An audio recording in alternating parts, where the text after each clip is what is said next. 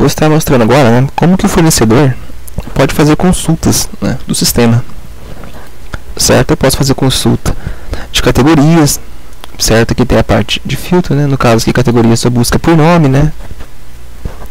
Eu posso fazer consulta de subcategoria, certo? Eu vou quero mostrar toda a subcategoria numa página só, certo? Lá tem 43 subcategorias, certo? Se você quiser imprimir, fazer a impressão, né?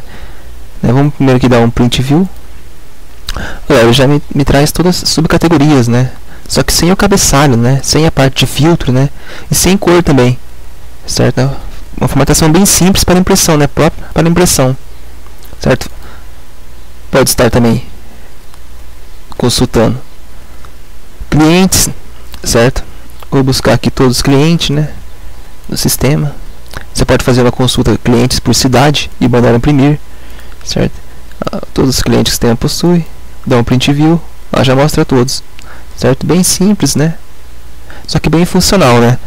Eu posso aqui fazer uma impressão, né, de todos os produtos do caso do fornecedor CS para, eu mando buscar, ele filtra todos. No caso tem 53 produtos, eu posso buscar os produtos por categoria, por subcategoria, eu vou lá, dou um print view e já me traz lá os produtos, certo?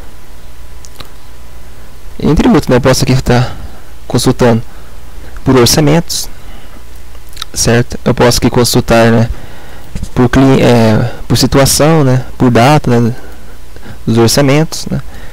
Eu vou digitando aqui na hora, ele traz todos, mesmo esquema, mando visualizar, lá está, né, todos os orçamentos que pertencem, né, ao fornecedor CS para, né, quem que mandou o cliente, né, a data, a situação. É uma coisa com o pedido, né? Posso estar fazendo aqui consulta de pedido, certo?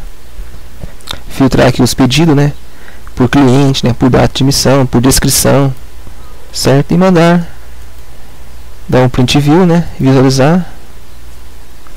Ó, já mostra todos os pedidos, né, que pertence àquele fornecedor. Ok? Então é uma maneira bem simples, né? É como se fosse um relatório, né, mas bem simples, né, mas bem funcional, né? Ok?